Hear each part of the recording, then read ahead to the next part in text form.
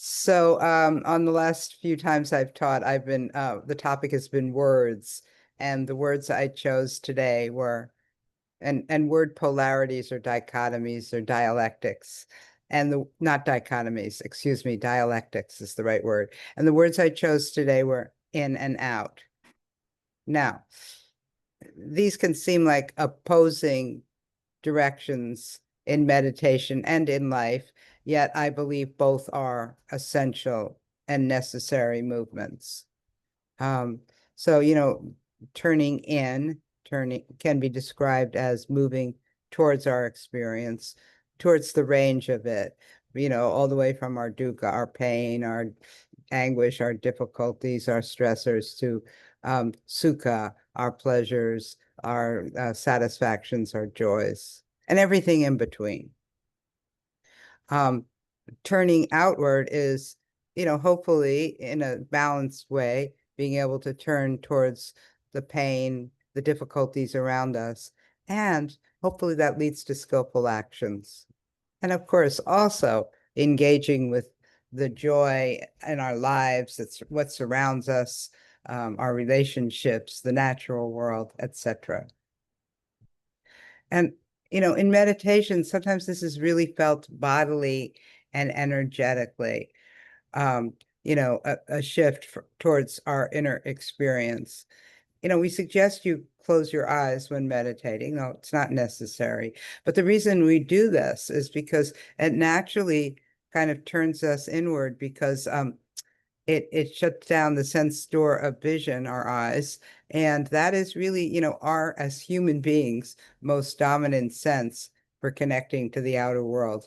If we were like my cat, we'd probably have to put a little mask over her nose, but not for us. Us, we get to close our eyes.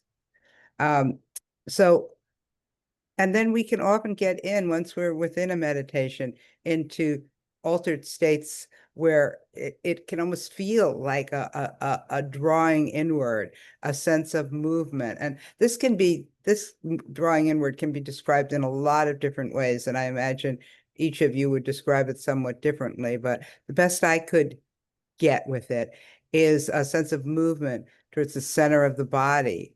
And that's just not the body. It feels like a sense of our psyche and our being. We're just sort of being drawn um, in a good way, usually.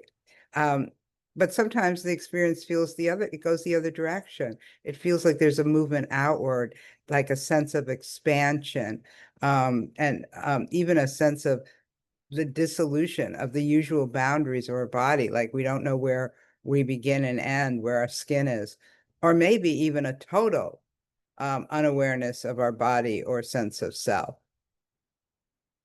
So some see these as separate paths, the path inward and the path outward. Um, and some schools of later Buddhism have named what we're doing in early Buddhism. They call it Hinayana, which translates as the lesser vehicle. And, I hate this actually, but it implies that our path is only concerned with our own awakening.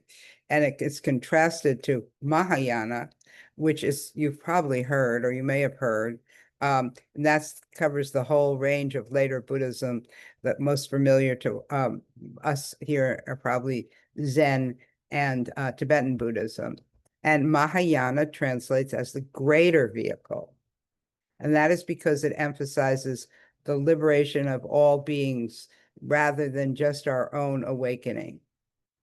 And of course, you know now, this comparison, and really it's a hierarchy, has bothered me for a long time. And it's not only that my path, our path, was seen as the lesser vehicle, the lesser path, which of course irks me, but also, or maybe more so, because it sets up this false dichotomy that these are separate and different paths. And my view, and probably a lot of people's view in the world of Mahayana as well. I don't think most people subscribe to this lesser and greater vehicle view. But my view, at any rate, is that we need to develop both the capacity to turn inward and the capacity to turn outward. And of course, develop both with certain qualities, with a kind of steadiness, with a kind of friendliness, care, because they're both necessary, and there's benefits that develop both for ourselves and others and the world by turning in each direction. So just to really abbreviate it, because we've taught on this in many different ways, but turning inward really does cultivate more self-awareness, which means we can make better choices, wiser choices, kinder choices. It develops more self-compassion, more friendliness for ourselves that then spills out to how we touch the people and things in our life.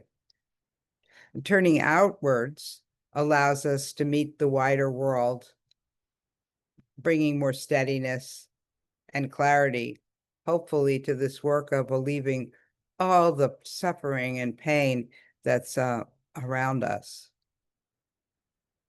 So I feel that, and I suspect many of you would agree, that especially in today's political and ecological, what we call polycrises, we really need to strengthen our capacity to make wise choices, to care for ourselves, and to discern when it is the right time to focus inward and when it is the right time to act outwardly, because both movements are vital, both movements feed one another.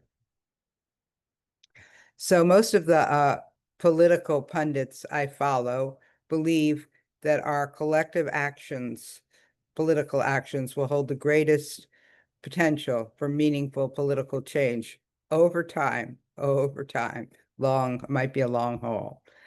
And I believe that we really need to turn outward now because so much harm is being done. And as a dictum, our Buddhist dictum is to reduce harm. So as I was writing, this talk's a little shorter than a few others, most others, but I really needed to complete this talk because I went and I wrote my 10 postcards for the special election in Georgia. I do what I can do, and I actually trust that you do what you can do as well under the conditions of your life and what is possible. And that is all any of us can ask for. So I'm going to end the talk